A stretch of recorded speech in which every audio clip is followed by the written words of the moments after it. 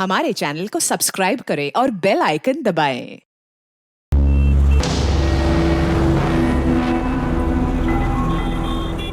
राधा, थोड़ी सी चाय मिल सकती है क्या? जी चाचा जी, बस 5 मिनट दीजिए।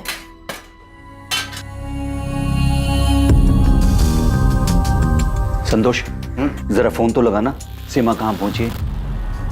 ये देखता हूँ। माँ को ऐसा लगता है जो सीमा दीदी बोलेंगी वो मैं मान लूंगी। मैं बच्ची नहीं हूँ सुमन, मुझे अपने सही गलत की पहचान है। लेकिन नम्रता, तुम्हारे मम्मी पापा, मेरी मम्मी और बाकी सब लोगों की तरह वही मानेंगे जो सीमा बुआ कहेंगी। आने दो, देखते हैं क्या बोलती हैं। हेलो सीमा, कहाँ पर हो? सब लोग वेट कर रहे हैं तुम्हारा। एक सहेली के घर पे कुछ काम था तो काम खत्म करके आ रही हूँ घर पे। कहाँ पर हो तुम? रास्ते में हूँ मैं तुम्हें। हेलो हेलो सीमा, हेलो। चाचा जी, सीमा रास्ते में ही है, पहुंच रही है। नम्रता के सिर पर जो भूत सवार है ना, बस सीमा ही उसे उतार सकती है, देखना। लो वैशाली। नम्रता को समझाते समझाते थक गई हूँ मैं। नम्रता समझदार है, बस थोड़ी सी बहक गई है। आप चिंता मत करिए, सीमा आएगी, उससे अच्छे से बात करेगी और उसे समझा देगी और उसे सही रास्ता भी दिखा देगी। चाची, प्रिया को लेने मुझे स्कूल जाना है। अगर 2:30 बजे तक सीमा दीदी नहीं आई तो मैं निकल जाऊंगी। वैशाली, मैं ये कह रही थी कि तुम प्रिया को लेके ना स्कूल से सीधे यहीं आ जाना। वो क्या है कि तुम्हारी भी जरूरत पड़ेगी मुझे। कोशिश करूंगी चाची, सीमा दीदी समझा देगी नम्रता को। आप चिंता मत करो, नम्रता बात मान लेगी सीमा दीदी की। चर्चा में आने वाला मामला नम्रता अग्रवाल से संबंधित था और परिवार की यह मीटिंग 2 रात पहले ही तय हुई थी जब नम्रता के पिता शिव प्रसाद अग्रवाल ने सीमा साहू को कॉल किया। प्रणाम चाचा जी, कैसे हैं आप? मैं ठीक हूँ सीमा बेटा। परसों मैं और तुम्हारी चाची यहाँ बल्लीपुर से नम्रता को लेकर भोपाल आ रहे हैं। तुम टाइम निकाल कर रखना बेटा। चाचा जी, आप नम्रता को फोन दीजिए, मैं फोन पर बात करती हूँ उससे। ना बेटा, नम्रता थोड़ी अड़ियल हो गई है, तुम सामने बैठकर ही उसे समझाना। ठीक है चाचा जी, आप लोग आ जाइए। हम लोग राधा के घर पर आएंगे, तुम भी वहीं आ जाना दोपहर तक। ठीक है, मैं आ जाऊंगी। वैशाली को भी वहीं बुलाएं। ठीक है, प्रणाम। चाचा जी चाहते हैं कि मैं नम्रता से बात करूं। हाँ, तुम बात कर लो सीमा, लेकिन मेरे ख्याल से उनके फैमिली मैटर में ज्यादा दखल मत देना। तो उनका फैमिली मैटर, फैमिली तो एक ही है ना यशवंत। अरे वो कजिन है मेरी, चाचा जी की बेटी है। लेकिन दूसरों के मामले में सलाह देने की एक हद होती है। सलाह दखल अंदाजी ना बन जाए, उसका ख्याल रखना चाहिए। ठीक है, मैं बात करूंगी नम्रता से, वो मेरी बात जरूर सुनेगी।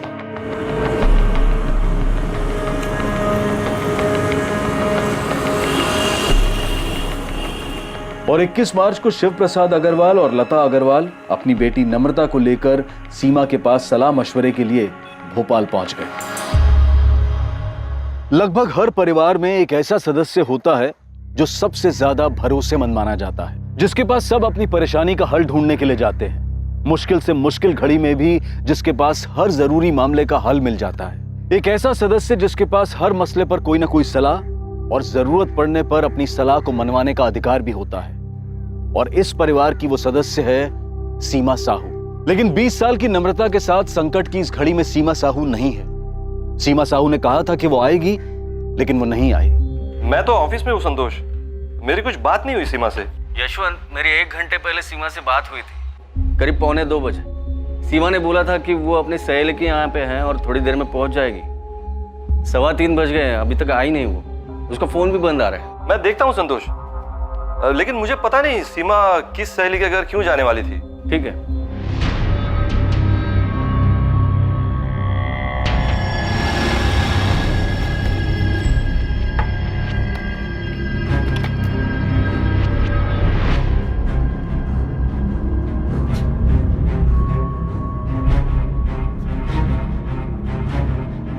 हाँ राजेश, बेटा मम्मी घर पर है क्या?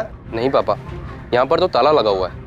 और अगर मम्मी राधा मामी के घर जाने वाली थी तो अभी घर वापस क्यों आती? जरा पड़ोस में पूछो, मम्मी कहीं किसी के घर कुछ काम से तो नहीं गई? ठीक है, मैं पूछता हूँ। सीमा कभी ऐसा तो करेगी नहीं। फोन तो अब भी बंद ही आ रहा है चाचा जी। संतोष, सीमा ने कुछ बताया था कि वो किस सहेली के यहाँ गई है? वो नहीं बताया था, अचानक उसने फोन काट दिया। पर सीमा ऐसा कभी नहीं करेगी। वो लेट भी होती है तो फोन करके बताती है हमेशा। हाँ, लेकिन यहाँ उसका फोन ही बंद है। संतोष, फिर से ट्राई करो, हो सकता है उसके फोन की बैटरी गई हो और वो फोन चार्ज कर रही हो।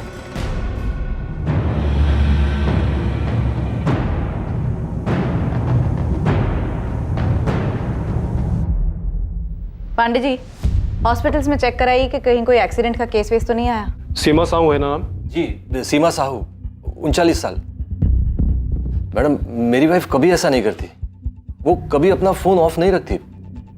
मम्मी घर से 11 बजे निकली थी। मैंने पड़ोस में रहने वाली गायत्री आंटी से पता किया।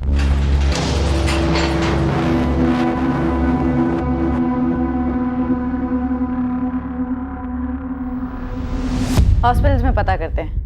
वैसे आपने बताया कि उन्होंने किसी संतोष को। जी, संतोष, वो सीमा के बड़े भाई के दोस्त हैं, घर वाले जैसे ही हैं।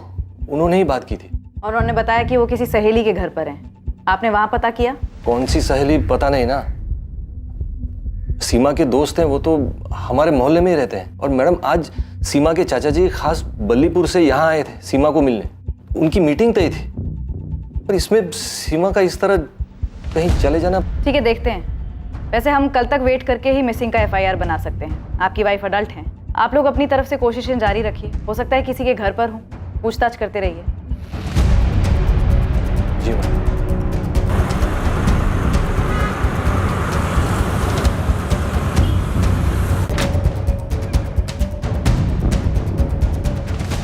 क्या कहा पुलिस ने? अभी तक 3 हॉस्पिटल में चेक कर लिया, कहीं कोई एक्सीडेंट का केस नहीं आया।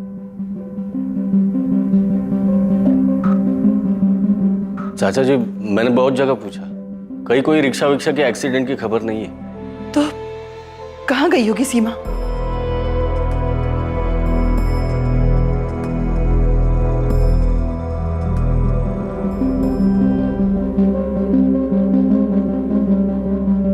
सुमन, ये नम्रता से तेरी बात हो रही थी? हाँ, बातें तो हो ही रही थी, लेकिन तुम ऐसे क्यों पूछ रही हो जैसे मुझे कुछ पता है कि सीमा बुआ कहाँ गई हैं? बेटा, मुझे लगता है नम्रता है ना, ये यहाँ अपने मन से नहीं आई थी सीमा से बात करने।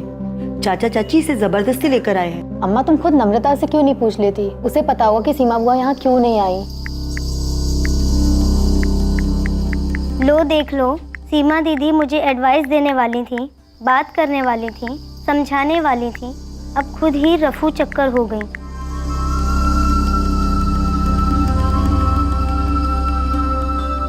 मैंने कहा था तुझसे नम्रता, जो होगा अच्छे के लिए ही होगा, टेंशन मत लेना।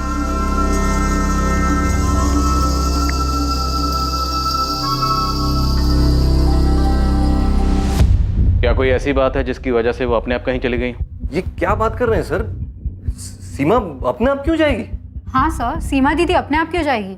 उनका परिवार है, पति है, बेटा है, हम सब हैं। सीमा हमारे परिवार की मुखिया जैसी है, सब सलाह लेते हैं उससे। वैशाली, ये जो आपकी कजन है नम्रता, इसका क्या माजरा? उससे क्या बात करनी थी? सीमा को क्या समझाना था उसे? फैमिली मैटर था। तो फिर जाइए और जाकर अपना फैमिली मैटर सॉल्व करिए। जब तक आप हमें पूरी बात नहीं बताएंगे, हम उसे ढूंढेंगे कैसे? सर, नम्रता के गांव बल्लीपुर में एक लड़का है, हिमांशु कनौजिया। नम्रता उससे शादी करना चाहती है।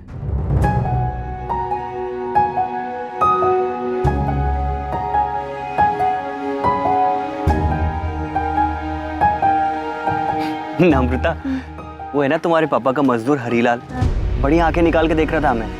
पक्का वो पापा को जाके चुगली करेगा। तू एक काम कर, तू अपने मम्मी पापा को जाके खुद सामने से बोल दे। मैं भी माँ से बोल देता हूँ कि रिश्ता लेकर पहुँच जाए।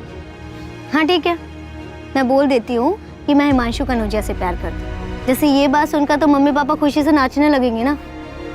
अब नाचे या फिर तांडव करे, बताना तो पड़ेगा ना मेरी जान। पापा, मैं हिमांशु से शादी करूँ, आप चाहे हाँ कहें या ना। हमारी नाक कटवाएगी तो? नम्रता, इस पूरे जिले में हिमांशु कनौजिया ही मिला तुझे? हाँ, ऐसा कौन सा पहाड़ टूट गया माँ? हिमांशु काम करता है, मेहनत करता है, दिक्कत क्या है? वो हमसे थोड़ा नीचा है, यही दिक्कत है ना। मुझे इससे कोई दिक्कत नहीं। हम कहीं के नहीं रहेंगे बेटा, अगर तू उसके साथ ऐसी हरकत करेगी तो। सर, नम्रता तो एक टांग पर खड़ी थी कि अगर खुशी खुशी उसकी शादी हिमांशु से नहीं करवाई गई ना तो हिमांशु के साथ भाग जाएगी। सर, इसीलिए तो सीमा के चाचा जी नम्रता को यहाँ लेकर आए थे ताकि सीमा नम्रता से बात कर सके, उसको समझा सके। सर, सीमा हमारी बड़ी बहन है, सब उनकी बात मानते हैं। वो दोपहर को 1:30 बजे हमारे भाभी राधा के घर आने वाली थी, जहाँ चाचा जी, चाची जी और नम्रता आए हुए थे। लेकिन ये कौन सी सहेली थी जहाँ आपकी पत्नी सीमा गई थी? यही नहीं पता ना सर, पता नहीं सर। चाचा जी बलीपुर से खास सीमा से मिलने यहाँ आए थे। 1:30 बजे मीटिंग तय हुई थी और ऐसे में सीमा कहीं और चली जाए किसी से मिलने, पता नहीं सर, कुछ समझ में नहीं आ रहा है सर। और ये संतोष कौन है जिसने सीमा से फोन पे बात की थी? संतोष हमारे बड़े भाई शंकर भैया के अच्छे दोस्त हैं। शंकर भैया अब नहीं रहे, संतोष परिवार जैसे हैं हमारे लिए। सीमा ने संतोष से कहा कि वो अपनी एक सहेली के यहाँ गई थी। झूठ बोलेगी? सर, झूठ क्यों बोलेगी सीमा? किस लिए?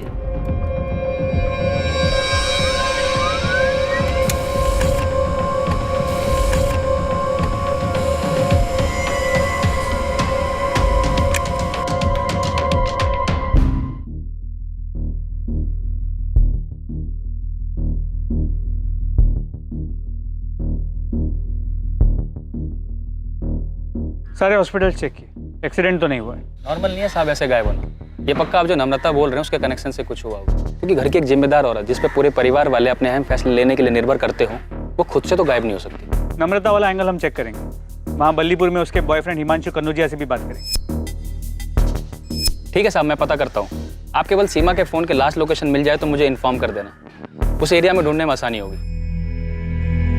कमाल कर रही हैं आप विशाली दीदी। और चाचा जी को भोपाल बुलाकर यहाँ सीमा दीदी बल्लीपुर क्यों आएगी? और अगर हमारे घर यहाँ आना होता उन्हें तो क्या बता के नहीं आएगी? मुकेश, 3 दिन हो गए, सीमा दीदी का कुछ पता नहीं चल रहा। ऐसे कहाँ चली गई वो? ये पक्का हिमांशु और नम्रता का किया कराया है। चाचा जी भी अजीब है, अगर नम्रता का ऐसा कुछ चल भी रहा था तो यहाँ आके हमसे बात नहीं की है, वहाँ सीधा भोपाल पहुँच गए। मुकेश, अभी ये सब बात करने का टाइम नहीं है। दीदी गायब है, पहले उन्हें ढूंढना है। क्या हुआ, कुछ पता चला मुकेश? नहीं, बस सीमा दीदी का फोन अभी भी बंद आ रहा है। तंग आ गई होगी, हर किसी का प्रॉब्लम सुलझाते सुलझाते। तंग आ भी गई होगी तो क्या जीजा जी और राजेश को छोड़ के चली जाएंगी? बोलो। देखो अब कहाँ मिलती हैं, कहीं तो गई होगी। असलम, कुछ नाश्ता बनाऊं? नहीं, रहने दो, आज काम कुछ ज्यादा है। मेरी कोई जरूरत हो तो फोन कर लेना। ठीक है, मैं जीजा जी से मिलाती हूँ, परेशान होंगे वो लोग। ठीक है, मिला। मैं निकलता हूँ।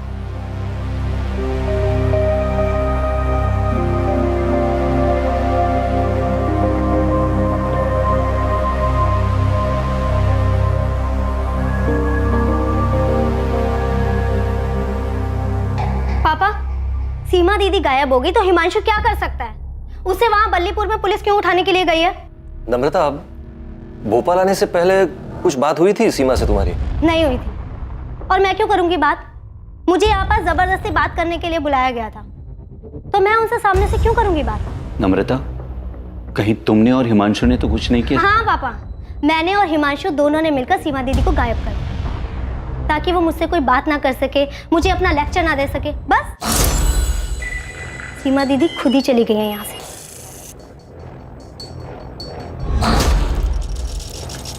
सर, सीमा साहू का फोन 21 मार्च को हाथी चौक एरिया में स्विच ऑफ हुआ। टाइम 1:49। कितने बजे के करीब ही संतोष ठाकुर की सीमा से फोन पर बात हुई? हेलो सीमा, कहाँ पर हो? सब लोग वेट कर रहे हैं तुम्हारा। हाँ सर, संतोष से बात की मैंने। उसने बताया कि सीमा ने अचानक फोन काट दिया। उसने कहा था कि वो अपने किसी सहेली के यहाँ पे है। मैंने पूछा कितना टाइम लगेगा, तो सीमा बोल ही रही थी कि उसका फोन कट गया। आप खुद ही सुन लीजिए। हेलो सीमा, कहाँ पर हो? सब लोग वेट कर रहे हैं तुम्हारा। एक सहेली के घर पे कुछ काम था, तो काम खत्म करके आ रही हूँ घर पे। कहाँ पर हो तुम? रास्ते में हूँ मैं तुम्हें।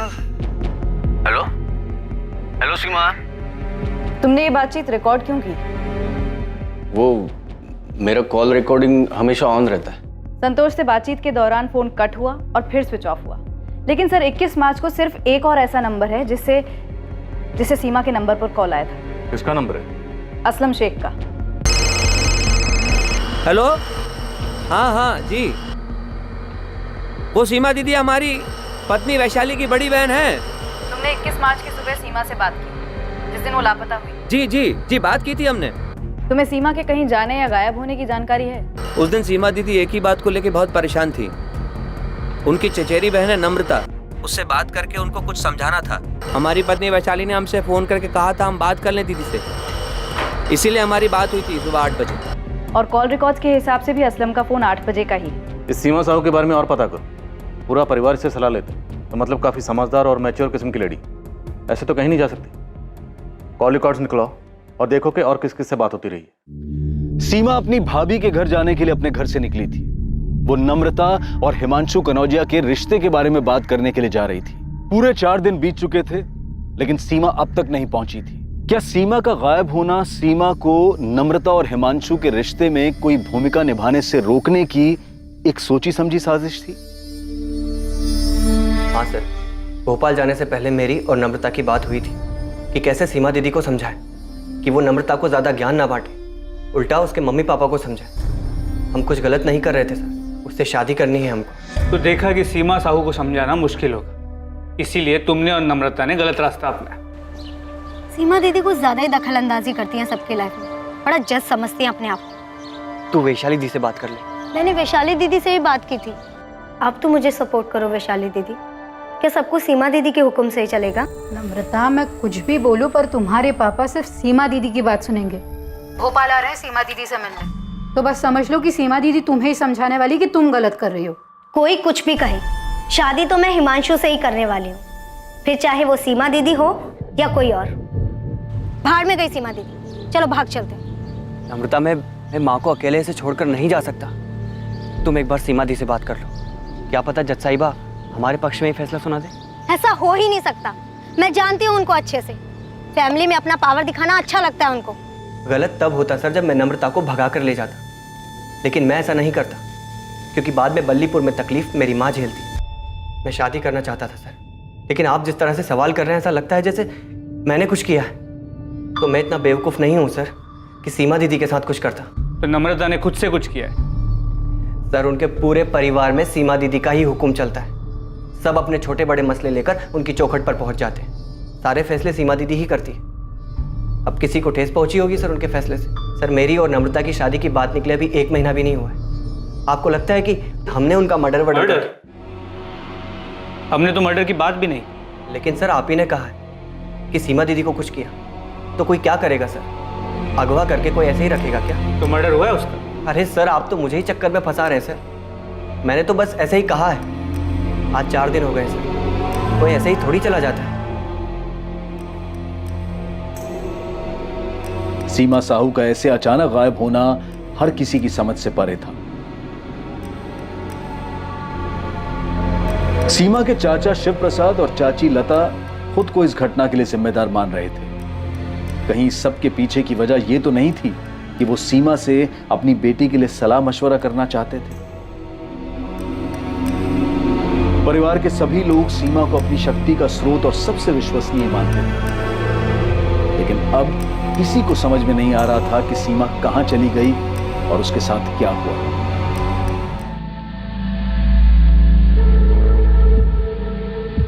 हाँ, यही वो लेडी है, पक्का पक्का?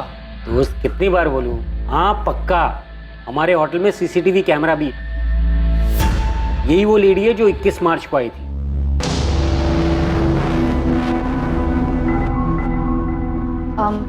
Room number 201, Mukhtar Syed. आपका नाम? सीमा साहू। 1 मिनट।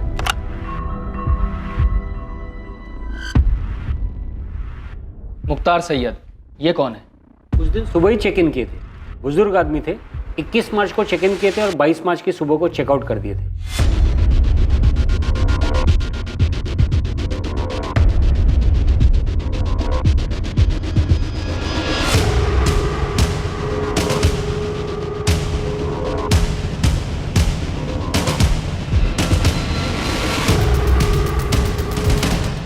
तो ये सीमा साहू रूम नंबर 201 में मुख्तार सैयद से मिलने गई थी। हाँ, मैंने मुख्तार जी से बात की थी और फिर इस लेडी को उनके कमरे में भेजा था।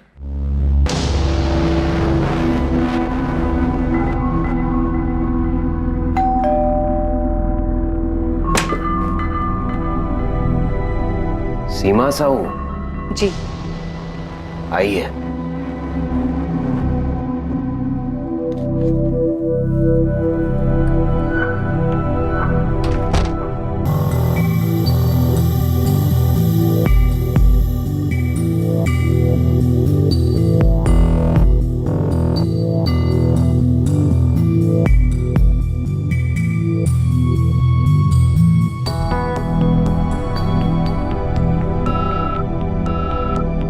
ये रेड साइन होटल हाथी चौक पर है मैडम, जहां आपने कहा था कि सीमा साहू का फोन स्विच ऑफ हुआ है। लेकिन सीमा ये मुख्तार सैयद से मिलने क्यों गई थी? कौन है ये मुख्तार सैयद?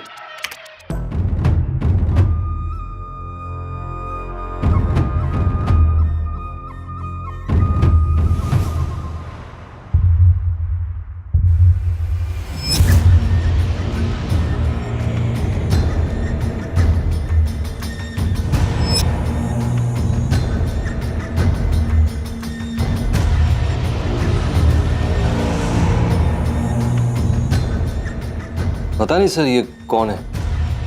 हमें होटल के रिकॉर्ड से ये आधार कार्ड मिला है। अगर ये आधार कार्ड असली है तो हम इसकी बाकी डिटेल्स निकलवाएंगे। और आप इस तस्वीर को देखिए, ये कोई बाबा किस्म का आदमी लगता है।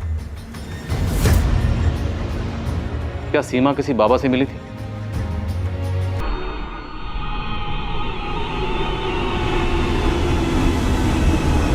सर आप बाबा बाबा की बातें कर रहे हैं, लेकिन सीमा ने कभी इन बातों पर विश्वास नहीं किया। सर ये मुख्तार सैयद है कौन? राजेश, सब कुछ तुम्हारे सामने है। तुम्हारी माँ कहाँ गई थी, किससे मिलने गई थी? सर जो आप आदमी दिखा रहे थे मुख्तार सैयद, सर ये तो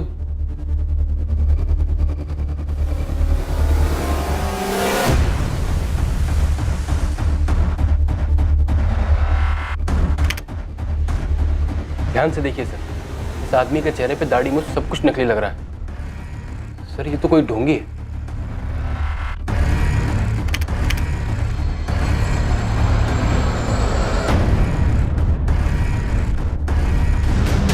सही कह रहे हो राजेश, इसकी दाढ़ी मूंछ नकली लग रही है। पर इस तरह के आदमी से मिलने के लिए तुम्हारी माँ क्यों गई होगी?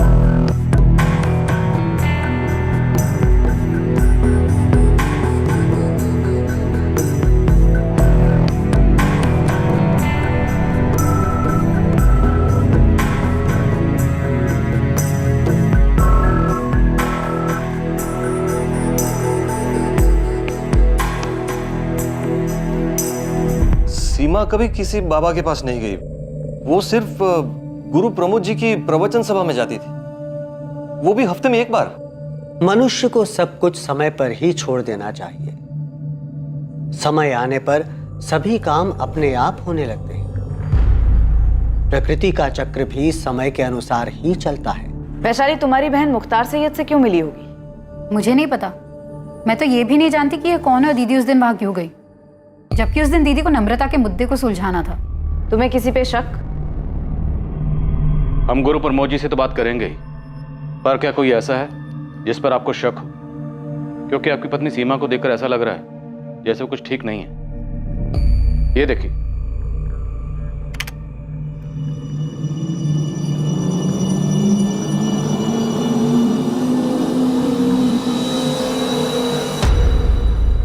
सीमा जिस तरह से चल रही है, ऐसा लग रहा है जैसे ये नशे में।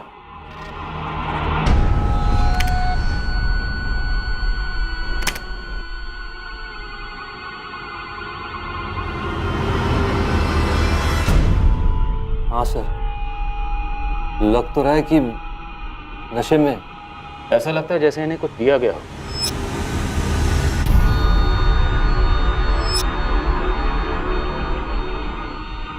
हाँ, ऐसा लग रहा है कि सीमा दीदी को किसी ने कोई नशीली चीज खिलाई पिलाई होगी। ऐसा ही लग रहा है। हमने उसकी आवाज भी सुनी। संतोष ने उसके साथ हुए कॉल को रिकॉर्ड कर लिया था। एक सहेली के घर पे कुछ काम था, तो काम खत्म करके आ रही हूँ घर पे। कहाँ पर हो तुम? रास्ते में हूँ मैं। मैं तुम्हें। हेलो हेलो सीमा।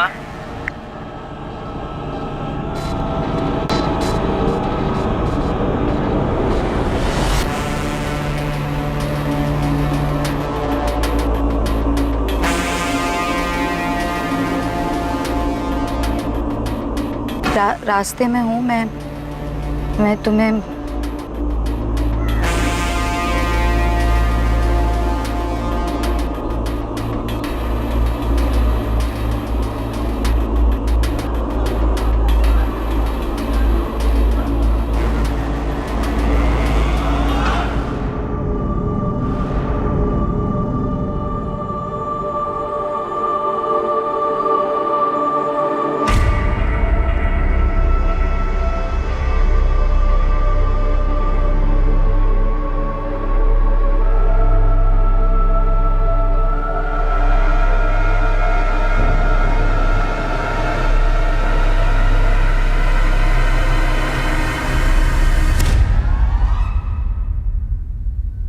जीजा जी, ये संतोष ने कुछ किया है। संतोष ठाकुर? हाँ, उसने दीदी के साथ फोन पर की गई बात की रिकॉर्डिंग क्यों की? क्यों किया होगा उसने ऐसा? और ये सब कुछ मुकेश मामा ने किया है, उन्हीं का हाथ है इसमें। तुम्हारे मुकेश मामा जो बल्लीपुर में रहते हैं? हाँ।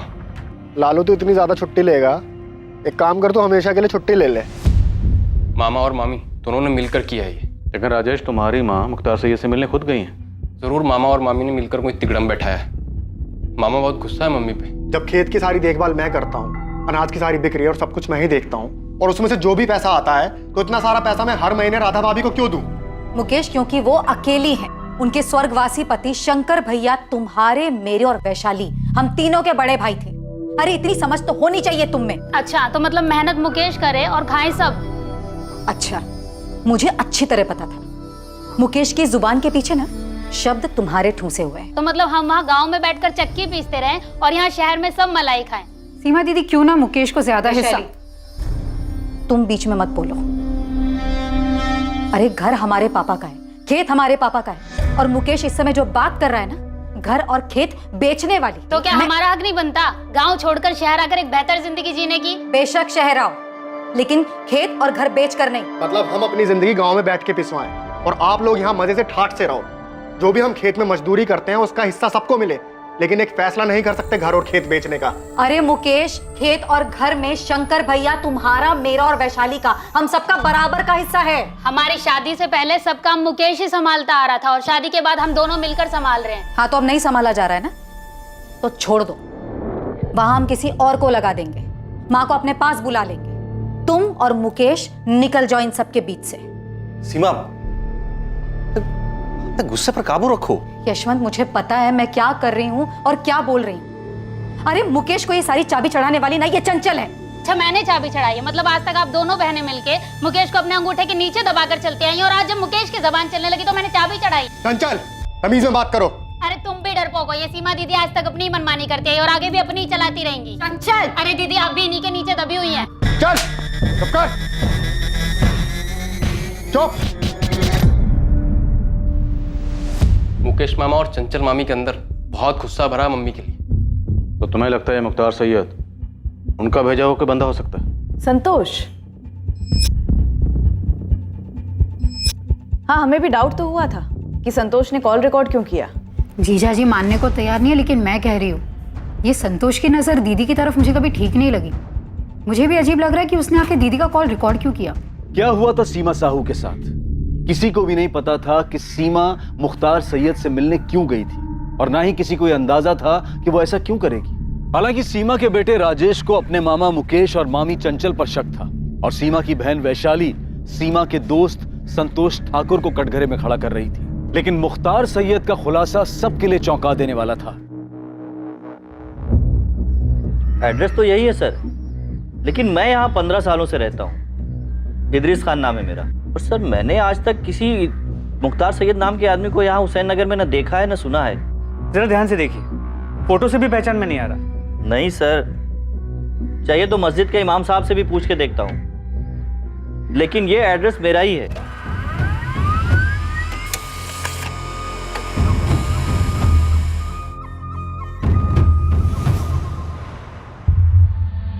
सर ये आधार कार्ड फर्जी है। ये आधार कार्ड नंबर किसी और के नाम पे रजिस्टर्ड, जिसका किसी भी मुख्तार सैयद नाम के आदमी के साथ दूर दूर तक कोई भी रिश्ता नहीं। सिम कार्ड 19 मार्च को खरीदा गया, लेकिन ना ही उससे कॉल कोई किया गया और ना ही कोई कॉल आया उस पर। यही वो नंबर है जिसकी डॉक्यूमेंटेशन के लिए आधार कार्ड इस्तेमाल हुआ? जी सर, लेकिन फर्जी है। पर ऐसे किसी भी फर्जी मुख्तार सैयद से मिलने के लिए सीमा साहब क्यों जाएगी? सर कोई तो वजह होगी। सीसीटीवी कैमरा में साफ दिख रहा है कि सीमा वहाँ मुख्तार से मिलने गई थी। अब वो खुद से गई थी या किसी के इशारे पे गई थी, पर वो वहाँ गई थी, तो कोई तो वजह होगी। ये आप बार बार क्यों पूछ रहे हो कि मैंने सीमा का कॉल रिकॉर्ड क्यों किया? क्योंकि सीमा के फोन पर आखिरी कॉल तुमने किया था 21 मार्च 1:45 पर। और ये महज इत्तेफाक नहीं है कि सीमा गायब है, वो नशे में लग रही है और तुमने कॉल रिकॉर्ड किया। क्यों? सर मेरे फोन में कॉल रिकॉर्डर हमेशा ऑन रहता है सर। इससे पहले सब लोगों के कॉल रिकॉर्ड हुए हैं सर, मैं आपको दिखाता हूँ। तुम ये बताओ कि तुम्हारा रिकॉर्डर ऑन क्यों रहता है? सर मेरा प्रॉपर्टी डीलिंग का बिजनेस है। कभी कभी फोन पर कोई धमकी देता है, इसलिए अपने सेफ्टी के लिए मैं रिकॉर्ड कर लेता हूँ। और सर मैं सीमा के बड़े भाई का जिगरी दोस्त रहा हूँ। उसके फैमिली के साथ मेरा अपने फैमिली जैसा रिश्ता है। और सीमा, उसके साथ तुम्हारा कैसा रिश्ता है? अब आप ये वाहियात इल्जाम मुझे पर लगाएंगे? ये आप लोग संतोष जी से ऐसे भद्दे सवाल कैसे पूछ सकते हैं और उन पे इल्जाम कैसे लगा सकते हैं? क्योंकि सीमा गायब हुई है, तुम्हारे स्वर्गवासी पति की छोटी बहन। तो सीमा के गायब होने में संतोष जी का कैसे हाथ हो सकता है? तो फिर किसका हो सकता है, आप ही बता दीजिए। मुझे क्या पता, हो सकता है नम्रता जिससे शादी करना चाहती है उस लड़के का हाथ हो। वैसे भी नम्रता बहुत चिड़ी हुई थी और उसने मेरी बेटी सुमन को भी बताया। क्या बताया था? मैं तो कहती हूँ अच्छा है सीमा दीदी कहीं बिजी हो जाए और यहाँ पर आए ही ना, इससे तुम्हारी प्रॉब्लम सॉल्व हो जाएगी। अरे बात करो ना उनसे। नहीं करनी मुझे उनसे बात। क्यों हर फैसला सब लोग उनसे पूछ कर लेते हैं? अब मैं 20 साल की हो गई हूँ, मैं अपने सही गलत के फैसले खुद ले सकती हूँ। नम्रता ऐसा कह रही थी, पर अम्मा क्या नम्रता उस हिमांशु के साथ मिलकर ऐसा कुछ करेगी कि बुआ? देखिए संतोष जी भले आदमी हैं और हमारे परिवार को अपना परिवार मानते हैं। हमें पूरा शक है कि सीमा के गायब होने में किसी अपने का ही हाथ है, इसलिए पूछताछ तो हम सबसे करेंगे राधा जी। और अब तो एफआईआर भी बन चुका है। मैं क्यों अपनी दीदी के साथ कुछ करूंगा? तूने जो कुछ भी किया है उसकी वजह है तेरे पास मुकेश। अरे आप लोग क्या बात कर रहे हैं? मुकेश तो अपनी दीदी के सामने भीगी बिल्ली बनकर रहता है। और तुम सबसे आंख मिला के बात करती हो। हाँ करती हूँ, और आपसे भी करूंगी अगर आप लोग हम पर गलत आरोप लगाएंगे तो। पर मेरी बेटी कहाँ है? कहाँ चली गई वो? माँ जी पिछले 7 दिनों से हम भी उसे ढूंढने की कोशिश कर रहे हैं, लेकिन अब तक हम उसे ढूंढ नहीं पाए। और इसी सिलसिले में मुकेश और चंचल को पूछताछ के लिए ले जा रहे हैं। लेकिन सर 21 मार्च को मैं यहीं गाँव में था। और आपके पास सबूत क्या है कि मुकेश ने यहाँ गाँव में बैठकर कुछ कराया हो? सबूत तो फिलहाल हमारे पास तुम्हारे खिलाफ भी नहीं है, इसीलिए पूछताछ बोल रहा हूँ। अगर सबूत होता तो इतने प्यार से बात नहीं करता। आपको पक्का हमारा नाम यशवंत जीजा जी ने दिया होगा। दिया जिसने भी हो, वजह तुम्हारे पास थी मुकेश। वजह किसके पास नहीं है सर? सभी तो सीमा दीदी के थाक से थक चुके थे, खुद यशवंत जीजा जी भी। ये नहीं बताया उन्होंने? सीमा साहू की थाक से? तुम्हारी ये बड़ी बहन क्या कोई गैंग लीडर थी? गैंग लीडर का तो पता नहीं सर, लेकिन हम सब भाई बहन, उनका पति, उनका बेटा राजेश, सब पर उनकी धाक थी। घर में सबसे बड़ी थी वो, इसलिए पापा जी ने सारी कमान उनके हाथ में दे दी। सब पर राज चलाती थी वो। ये क्यों नहीं बताया यशवंत जीजा जी ने आपको? सीमा, कभी कभी तुम्हारा दूसरों की जिंदगी पर हावी होना दखल अंदाजी की हद तक चला जाता है। यशवंत, अगर मैं फैसले लेना बंद कर देती ना तो सबकी जिंदगी बिखर गई होती अब तक। ये तुम्हारी गलतफहमी है सीमा। दूसरों के बारे में फिक्र करना अच्छी बात है। लोग जब तुम्हारे पास सलाह मशवरा करने आते हैं वो अलग बात है, लेकिन जब तुम दूसरों की जिंदगी में सही गलत के फैसले लेने बैठ जाती हो ना, वो गलत है। यशवंत, जो इंसान फैसला लेता है ना, उसे सही गलत का पता नहीं होता। वो बस एक फैसला लेता है और उस एक फैसले को सही बनाने की कोशिश करता है, उसे सही दिशा देता है। मैं भी बस वही कर रही हूं। सीमा, हर एक का नजरिया तुम्हारे जैसा नहीं होता। तुम्हारा फैसला किसी के लिए गलत भी हो सकता है, और अगर कभी किसी को तुम्हारा फैसला ज्यादा गलत लग गया ना, तो वो कुछ बहुत गलत कर सकता है। और सिर्फ जीजा जी ही क्यों, उनका बेटा राजेश, वो भी चिढ़ता है अपनी माँ से। मम्मी, मैं 18 साल का हो चुका हूँ। मेरे फोन में और मेरा बैग में ताक झाक करना बंद करो। मुझसे इस तरह से बात करने की हिम्मत कैसे हुई तेरी? तो क्या करूं मम्मी? मैं दूसरों की तरह तुम्हें अपनी जिंदगी के फैसले नहीं लेने दे सकता। सॉरी मम्मी, ये मेरी जिंदगी है और इसे मैं अपने हिसाब से जीना चाहता हूँ। प्लीज मुझे जीने दो। वैशाली, अब तू मुकेश की तरफदारी करना बंद कर और अपना घर संभाल, ठीक है? तुम समझती क्या हो अपने आप को दीदी? किसी भी बात पे मुझे ही ताना मारोगी? वैशाली, तुम्हें सही गलत की परख नहीं है। हाँ हाँ, भगवान ने हमारे हिस्से की भी सही गलत की समझ तुम्हें ही दी है। तुम जीजा जी को तो कुछ बोलने देती हो नहीं, और यहाँ मुझे लेक्चर देती हो कि मैं अपना घर संभालूं। सीमा, मुझे चेक मिला, लेकिन हर महीने तुम जितना भेजती हो उससे ज्यादा है इस बार। हाँ भाभी। अच्छा, सुमन को जो एक्स्ट्रा क्लासेस ज्वाइन करनी थी ना उसके कोर्स के लिए, उसे ज्वाइन करने दीजिए। हमारी सुमन पढ़ाई में बहुत अच्छी है भाभी, और शंकर भैया भी तो चाहते थे ना उसे खूब पढ़ाना। सीमा, कितना ख्याल रखती हो तुम हमारा। हमारी हर छोटी सी छोटी बात तुम्हें याद है। और सिर्फ मैं नहीं, आप भी हर छोटी से छोटी चीज़ों का ध्यान रखती हैं, और सिर्फ मेरी नहीं, पूरे परिवार की। फिर मेरा भी तो इतना फर्ज बनता है ना। इतना प्यार दिया ना तुमने कि मुझे कभी उनकी कमी का। भाभी, आप हमारे ही परिवार का हिस्सा हैं। और सर लिख के ले लो, सिर्फ राधा भाभी हैं जो सीमा दीदी के गुणगान गाएंगी, क्योंकि जब उन्हें पैसे मिलते हैं तो वो आँख भी मूंद लेती है। किससे आँख मूंद लेती है राधा? वही जो चल रहा है सीमा दीदी और संतोष भैया के बीच।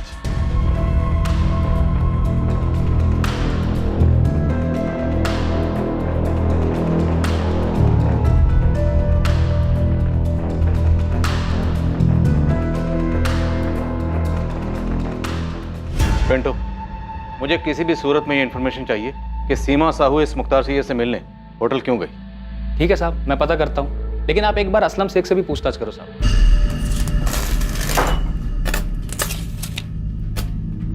हे हाशिम, इधर आ। ये दरवाजे का माप था ना तेरे पास बराबर, ये 4 इंच छोटा कैसे हो गया? असलम भाई, पहले माप देखो आप।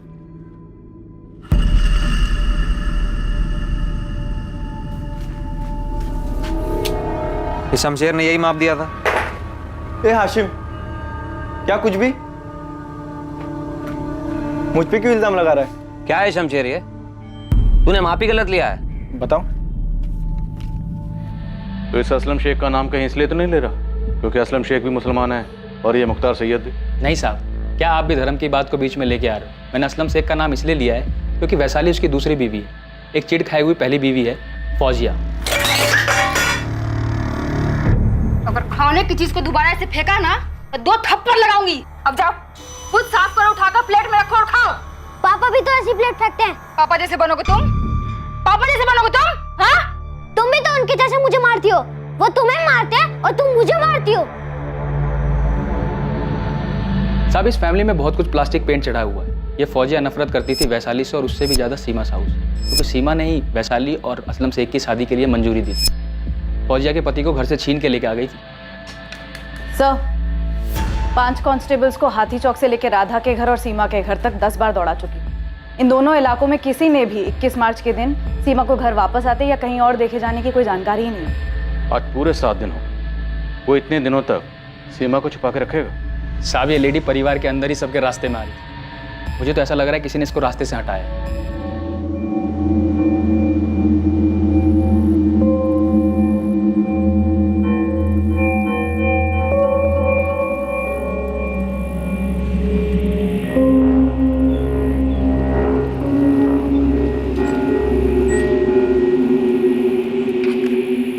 तुम्हें पता है, मुकेश भैया और चंचल भाभी को पुलिस पकड़ के ले गई है। हाँ, और वहाँ भोपाल में भी काफी हलचल है। तेरे मम्मी पापा क्या बोल रहे हैं?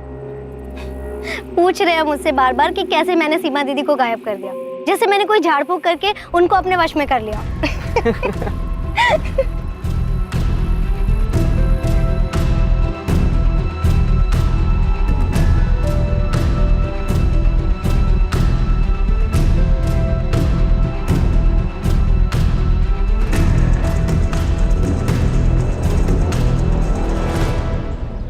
ईशा, हम दोनों को कोई भी अलग नहीं कर सकता, कोई भी नहीं। राजेश, मैं तुमसे एक सीधी सी बात पूछना चाहती हूँ। अब हाँ, पूछो ना। तुमने अपनी माँ के साथ क्या किया?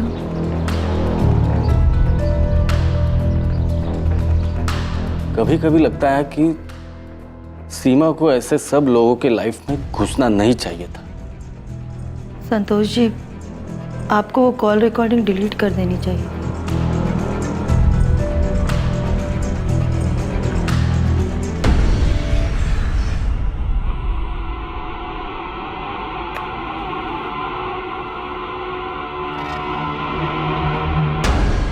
ये तुम्हारी हर परेशानी को खत्म कर देगा सीमा, ये हर बुरे साये को मिटा देगा।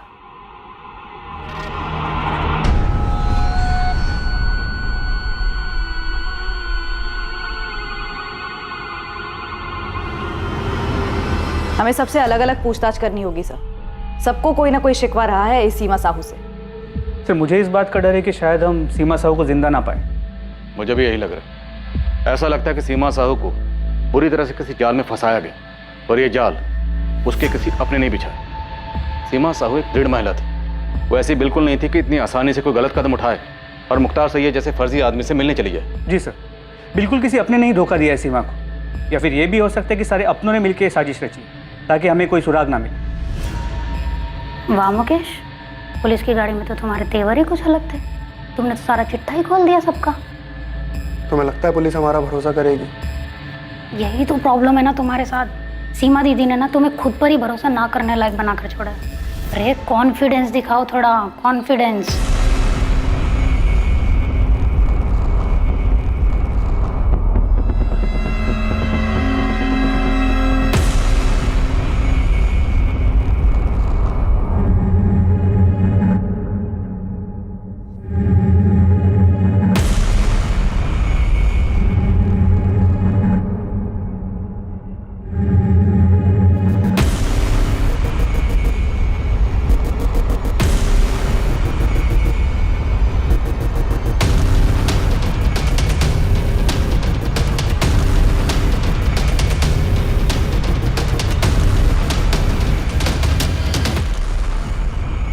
जब परिवार में सब लोग एक दूसरे से खुश होते हैं तो उसे एक आदर्श परिवार माना जाता है। लेकिन यह जरूरी नहीं है कि हकीकत हमेशा वही हो जो नजर आती है।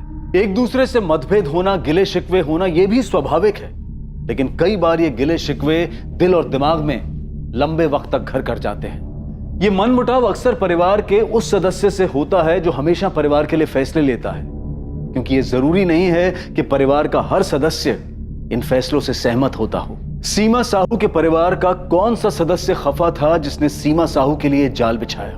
क्या यह एक ही सदस्य था या फिर हर किसी को सीमा से कोई गिला शिकवा था?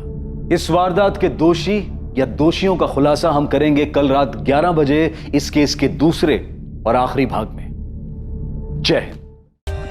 For more updates subscribe to our channel, click the show links and enjoy watching the videos.